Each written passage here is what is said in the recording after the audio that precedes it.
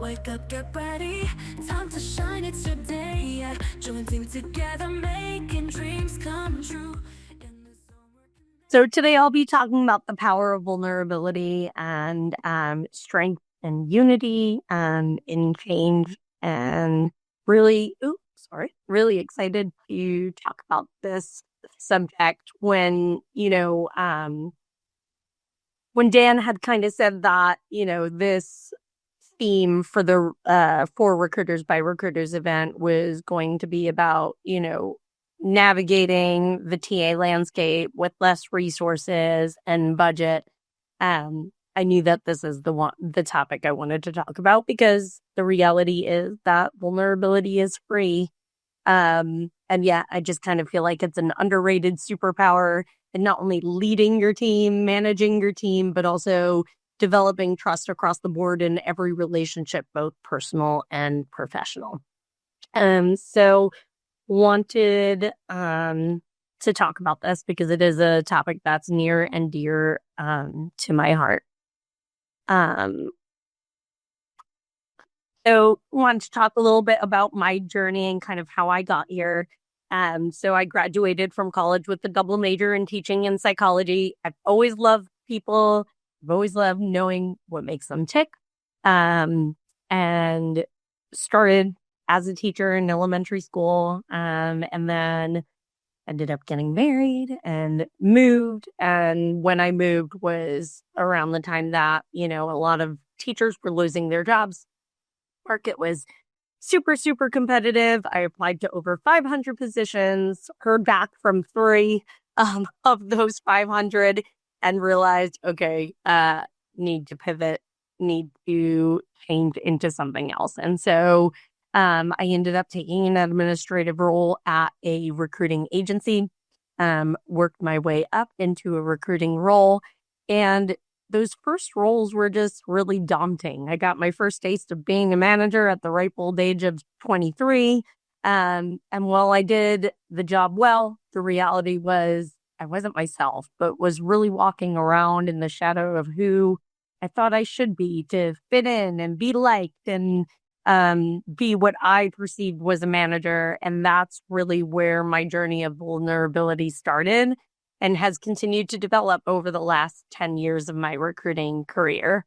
And then, been married for 13 years, almost 13 years. And then my favorite title, last but certainly not least, mom to my 2 kiddos. And I think anybody who is a parent who's gone through parenthood realizes that parenthood just gives you a whole different perspective on life, and just gives you a very, very different perspective into just viewing the world. And so my kids were the catalyst to delving deeper into my journey of vulnerability and realizing the strength that it brings.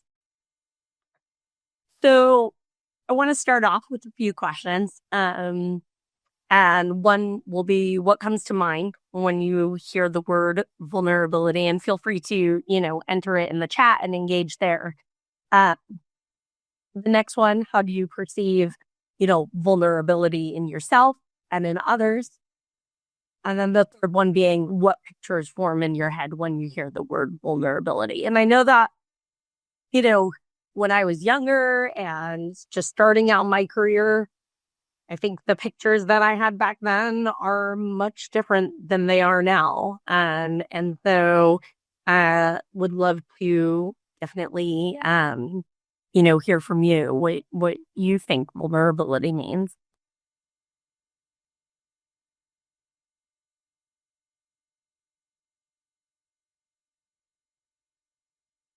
I think if we're being honest, and, I think, again, a lot of things may have developed, right, over the years, and our perspective 10 years ago may not be the perspective we hold now. But I think for a lot of people, vulnerability might look something like this, right, where it's emotional and it's there's usually a lot of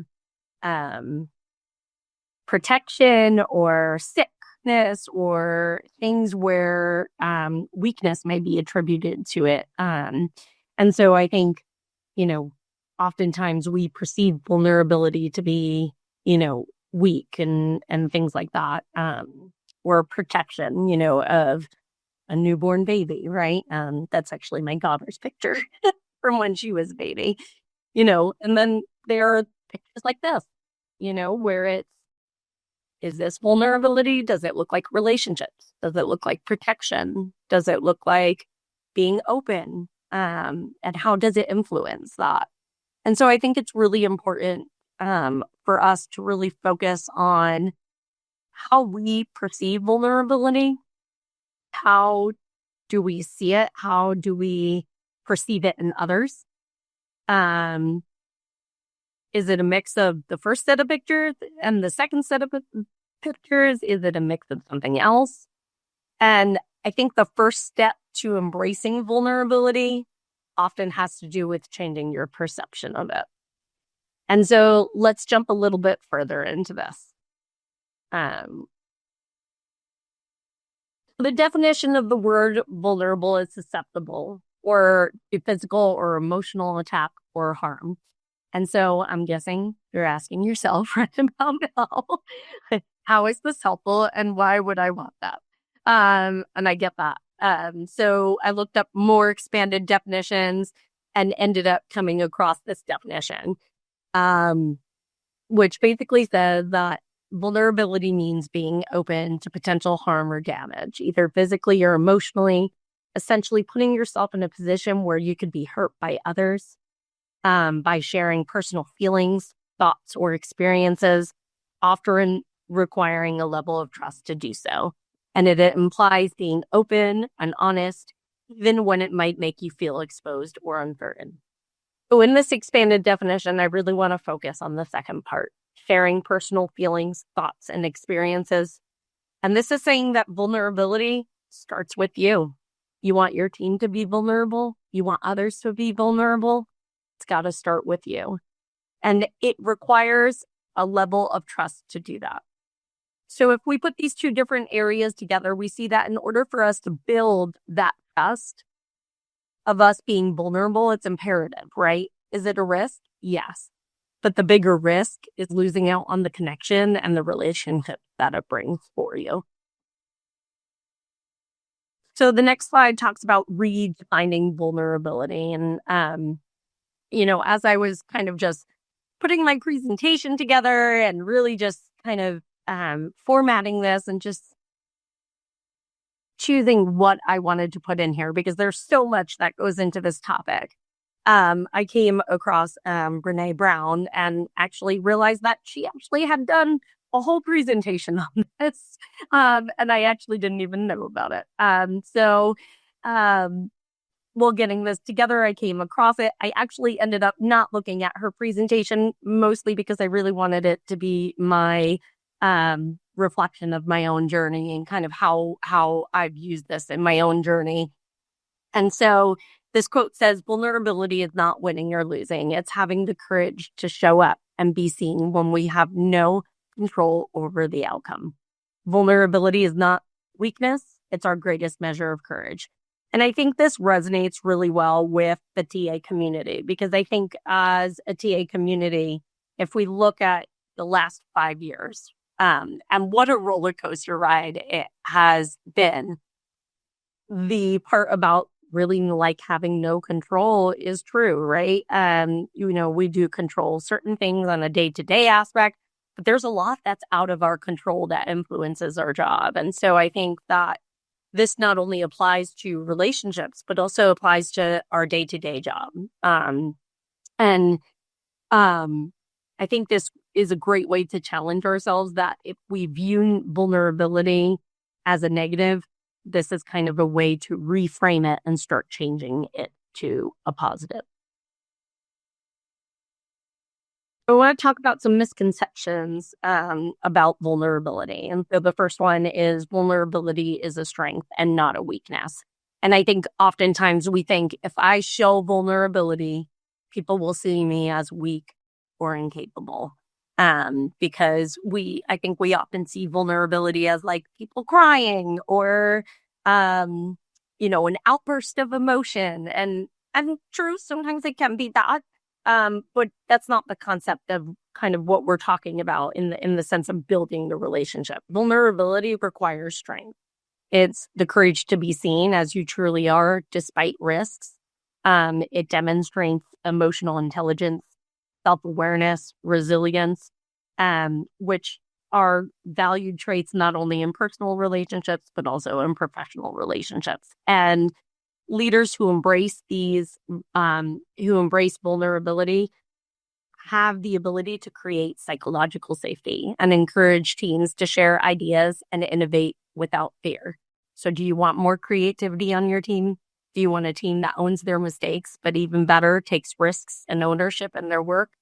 This is the way that we pave the road for them, by being vulnerable, by sharing with our teams, by being okay with showing our teams that we're not robots, right? That we are humans, that we do have emotions, that the things that, we're not in control of, that do affect our job, that it's okay to have feelings surrounding all of those things. And of course, there's a professional way to share all of those things. But by showing our teams that we have those same emotions, that we are okay expressing those emotions, builds resilience and builds safety with our teams so that we can better relate to them and better manage them. And so that we can build that bridge of trust with them and with other people across our businesses and everybody that we touch, because as we know, we talk to a lot of people every day. The next one is that vulnerability shows authority, not indecision. I think oftentimes when we talk about vulnerability, we think that that we're not able to be this authoritative person, right? That showing emotion, that showing feelings, that showing that we are human is somehow not connected to authority, that we lose our ability to be a manager, or we lose our ability to be seen as a manager because we are human. And that's not true at all. I think that, if anything, it actually shows our teams that they can rely on us even more, right? That we experience similar things that they're going through, that we understand that the changes going on in our organization are not something that are being swept under the rug, but are being something that's discussed, right? And may not agree with the changes. You may not align with all the changes. It's less about that and more just being able to know that your team, it is being heard, and that you also are viewing the changes going on around going on and looking at those changes and being able to talk about those changes. So admitting that you don't have all the answers, right? Building credibility with your team, and acknowledging that that you don't have all the answers, and that instead of creating a team where people are not able to kind of make mistakes or fear of making mistakes, they're able to build a culture of continuous improvement. Vulnerability creates connection, not just exposure. So again, going back to what I was saying before about, the crying and the emotion, it's not about being able to just overshare personal details. It's not about that. It's really, in reality, vulnerability is about sharing meaningfully and intentionally. And so it's a skill, like any other skill that we have. It's one that requires practice and to be developed. And when vulnerability is used the right way, it humanizes our relationships. When it isn't used as a tool to manipulate, but rather as a bridge to build trust, it makes our interactions more genuine and relatable. The nice thing about this bridge is that, again, it doesn't only apply to your team. It applies to all relationships around you, to the person you report into, to the team you lead, to the other departments you interact with, to the hiring managers. People are drawn to authenticity, and the more you practice it, the more you show others that they are safe to do the same, and the deeper bonds that are established. The safer people feel in terms of acceptance of their voice, the more confident and creative your team will feel in their abilities. So the link between vulnerability and change, because we know that we deal with change all the time. And we know that change triggers feelings of fear, stress, and resistance. We've all been here, right? We all know from just even the last 5 years how much change has taken place, just even within TA itself. And so we want to be able to provide our teams, again, with honest conversations, building resilience and discomfort, encouraging openness and new ideas. Sorry about that. So strength and unity. Again, going back to this concept of how vulnerability really builds us. Trust and psychological safety, greater collaboration and more problem solving, empathy, and stronger workplace relationships. And it has been shown that organizations that openly discuss challenges adapt better to change overall. The practical strategies for embracing vulnerability as a leader. So leading, being open about challenges and uncertainties, encouraging, creating a culture where people feel safe to share concerns, encouraging and modeling honest communication, modeling vulnerability as a strength, recognizing that vulnerability is a strength and not a weakness. So we can do that again by also asking our teams for help, owning our own mistakes, being able to share with our teams that, we, even as leads, make mistakes, and that's okay. It's really about how you bounce back from that. And then fostering psychological safety by fostering a culture of trust and support. And so in conclusion, I just want to say that, this whole topic, again, has been about vulnerability is not about weakness. It's about courage. It's about connection, and connection builds that trust, right? And without trust as a TA team, we're nothing. If we do not have the trust of the business, if we do not have the trust of our team, if we do not have the trust of everybody we interact with, we're not able to do our jobs effectively.